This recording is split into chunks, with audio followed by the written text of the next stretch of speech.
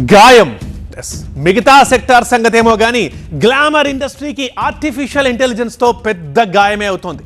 ముఖ్యంగా female ఆర్టిస్టులకు AI అనేది ఇప్పుడు ఒక జీవన్మరణ సమస్యగా మారిందా? ఏఐ విచ్చలవిడితనంతో అసభ్యకరమైన వీడియోలు, ఇమేజెస్ పుట్టి తమ బతుకుల్ని డిస్టర్బ్ చేస్తున్నాయంటూ చాలామంది హీరోయిన్లు ఇప్పటికే గొంతెత్తి ఆక్రోశిస్తున్నారు. ఎవర్రా మీరంతా అని గగ్గోలు పెడుతున్నారు. ఏఐ విక్టిమ్స్ జాబితాలో లేటెస్ట్ ఎంట్రీ ఎవరంటే స్టార్ హీరోయిన్ శ్రీలీల. 6-7 సినిమాలతోనే టన్నుల కొద్దీ పాపులారిటీ సంపాదించుకున్న శ్రీలీల తనకొచ్చిన ఫేమ్ అంతా ఏఐ గాళ్ల బారిన పడి నాశనం అవుతోందని ఆక్రోశం వెళ్ళగక్కారు.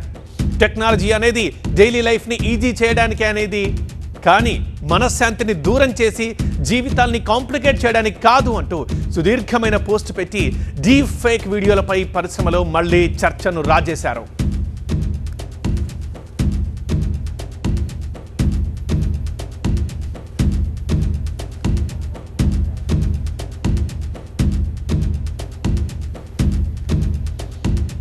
శ్రీలీల ఏమంటున్నారు ఒకసారి చూస్తున్నాం. మన వీడియో వాళ్ళు ప్రతి సోషల్ మీడియా యూజర్ని చేతులు జోడించి వేడుకుంటున్నా, దయచేసి ఇలాంటి ఏఐ జనరేట్ నాన్ సెన్స్ అంటున్నారు. నాన్ సెన్స్ని ఎంకరేజ్ చేయకండి. టెక్నాలజీని వాడుకోవడానికి, దాన్ని దుర్వినియోగం చేయడానికి మధ్య చాలా వ్యత్యాసం ఉంది.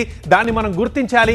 గ్లామర్ పరిశ్రమలో ఉన్న ప్రతి అమ్మాయి ఒక ఆర్టిస్ట్ అయితే కావచ్చు, ఆమె ఎవరికొకరికి కూతురు అవుతుంది, ఎవరికొకరికి మనవరాలు అవుతుంది, ఎవరికొకరికి సోదరు అవుతుంది, లేదా స్నేహితురాలు అవుతుంది. ఆ విషయాన్ని అందరూ గుర్తుంచుకోవాలి కదా. ఇలా సాగింది శ్రీలీల మనోవేదన.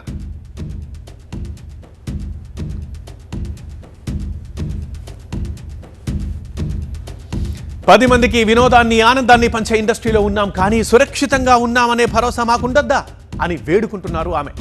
ఒక ప్రొటెక్టెడ్ ఎన్విరాన్మెంట్లో పనిచేస్తున్నామనే నమ్మకం మా కలగొద్దా అంటూ నిలదీశారు. టెక్నాలజీ మా ఆత్మగౌరవాన్ని దెబ్బతీసే ఆయుధంగా మారితే ఎలా అని ఎమోషనల్ నోట్ విడుదల చేశారు శ్రీలీల. బిజీ షెడ్యూల్స్ వల్ల ఆన్లైన్లో తనపై జరుగుతున్న దుష్ప్రచారాన్ని లేటుగా తెలుసుకున్నా నా మనసు తీవ్రంగా గాయపడింది అని అంటున్నారు శ్రీలీల. బాధ్యులపై కఠిన చర్యలుంటాయని ఆశిస్తున్నా. ఇలాంటి ఫేక్ కంటెంట్ని షేర్ చేయొద్దని కోరుకుంటున్నా. ఇండస్ట్రీకి మద్దతుగా నిలవాలని మనవి చేస్తున్నా అంటూ ముగించారు శ్రీలీల. ఇక గ్లామర్ ఇండస్ట్రీలో ఫేక్ వీడియోల రొచ్చు ఇప్పటిది కాదు. గతంలో రష్మిక మందన్న, సాయి పల్లవి, కట్రీనా కైఫ్, ఆలియా భట్, కాజోల్ ఇలా చాలా మంది హీరోయిన్లు ఆవేదన వ్యక్తం చేశారు. తమ కెరీర్ డ్యామేజ్ కావడమే కాదు, మనసు గాయపడుతోంది, జనంలో పలుచనైపోతున్నామని గొల్లుమన్నారు. ఫేక్ వీడియోలతో బ్యాడ్ క్యాంపెయినింగ్ జరిగి ఇబ్బంది పడ్డ చిరంజీవి, నాగార్జున కూడా ఇటీవల కోర్టుకెక్కారు.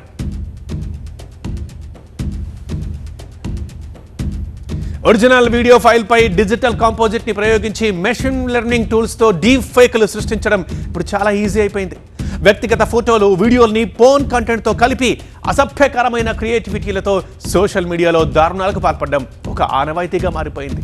2024 జనవరిలో రష్మిక డీప్ ఫేక్ వీడియోతో మొదలైంది ఈ తుంటరాట. ఇన్స్టా ఫాలోయర్ల సంఖ్యను పెంచుకోవడానికి రష్మిక వీడియోతో గలీజ్ ఎక్స్పెరిమెంట్ చేసిన ఒక ఇంజనీర్ అరెస్ట్ అయ్యాడు. కానీ స్కిల్డ్ హ్యాకర్స్ తప్పుదారి పట్టి డీప్ ఫేక్ ని ఒక ఛాన్స్ గా తీసుకొని రెచ్చిపోవడాన్ని ఏ శక్తి ఆపలేకపోతుంది. ఇప్పుడు డబుల్ చెక్, ట్రిపుల్ చెక్ చేసినా ఏది రియల్, ఏది ఫేక్ అని తెలుసుకోవడం చాలా కష్టంగా మారుతోంది. ఫ్యాక్ట్ చెక్ చేసుకుని అలర్ట్ అయ్యేలోగా సెలబ్రిటీల బతుకు పాపం బస్టాండ్ అవుతోంది.